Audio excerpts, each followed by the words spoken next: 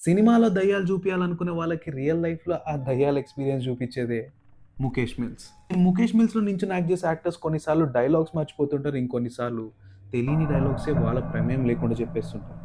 బాలీవుడ్‌లో యాక్ట్ చేసే actors majorly ఈ మిల్‌కి సంబంధించి ఎన్నో పారానార్మల్ యాక్టివిటీస్ గావచ్చు, వాళ్ళకు జరిగిన హారర్ ఇన్సిడెన్సెస్ గావచ్చు షేర్ చేసుకుంటుంటారు.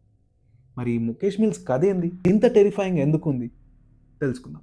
1870స్‌లో అంటే బ్రిటిష్ కాలంలో లాంచ్ అయిన ఈ 'ముఖేష్ మిల్స్' టెక్స్‌టైల్ ఇండస్ట్రీని రూల్ చేసింది ఇండియాలో.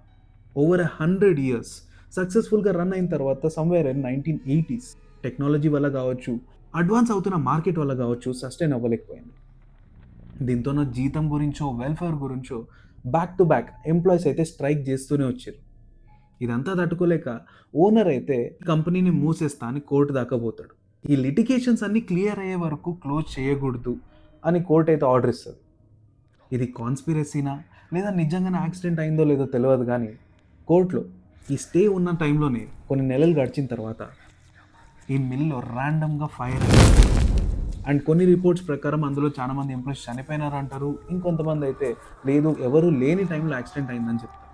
కొంతమందయితే ఇన్స్యూరెన్స్ క్లెయిమ్ చేసుకోవడానికి లేదా ఈ లిటిగేషన్స్ నుంచి బయటికి రావడానికి ఓనరే ఈ పని చేయిచ్చిర్రు అని కూడా స్పెక్యులేట్ చేస్తుంటారు. ఇందులో చనిపోయిన వాళ్ళ ఘోష ఇప్పటికీ ఆ మిల్‌లో ఉంది అనే మాటయితే పాపులర్‌గా ఇనిపిస్తూ ఉంటది.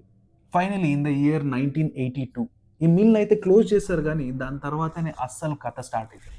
బాలీవుడ్‌లో యాక్ట్ చేసే ప్రతి ఒక్క యాక్టర్‌కి లేదా డైరెక్టర్‌కి ఇదొక హాట్ స్పాట్ అయితది. యాక్షన్ సీక్వెన్స్‌ని షూట్ చేయాలన్నా, లేదా పారానార్మల్ యాక్టివిటీస్‌ని చూపియాలన్నా. ఈ కొత్త అడ్డానైతే సక్సెస్‌ఫుల్‌గా వాడుకోవడం స్టార్ట్ చేస్తది బాలీవుడ్.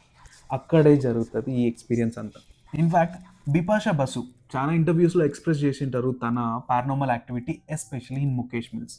తను కెమెరా ముందుకొచ్చి చాలా ప్రయత్నించి, చాలా ప్రాక్టీస్ చేసుకున్న తర్వాత చెప్పబోయే డైలాగ్స్ స్టటర్ చేయడం. దీన్ని బెటర్ చేయాలి, మంచిగా యాక్ట్ చేయాలని చెప్పేసి క్యారవాన్‌లో కూర్చొని ఇదే డైలాగ్స్ ప్రాక్టీస్ చేస్తుంటే, తనకే తెలియని వాయిస్ తను చెప్తున్న డైలాగ్స్ వెనక నుంచి మళ్ళీ రిపీట్ చేస్తున్నట్టు అనిపియడం. వెనక్కి తిరిగి చూస్తే క్యారవాన్‌లో ఎవరు లేకపోవడం. ఇట్లాంటి ఎక్స్‌పీరియన్సెస్ అన్ని ఫేస్ చేసినారు. ఇన్‌ఫాక్ట్ సెట్ ప్రాపర్టీలో వర్క్ చేసే అసిస్టెంట్ డైరెక్టర్స్ కావచ్చు, లేదా ప్రాప్‌ని హ్యాండిల్ చేసే టీమ్ మెంబర్స్ కావచ్చు. పెట్టిన వస్తువులు అక్కడి నుంచి మిస్ అవ్వడం. రోజు అదే షూట్ లొకేషన్స్‌కి పోతున్నా గానీ, ఆ మిల్‌లో ఎక్కడో పోగొట్టుకుపోవడం. వాళ్ళని ఎవరో ఫాలో చేస్తున్నట్టు అనిపియడం.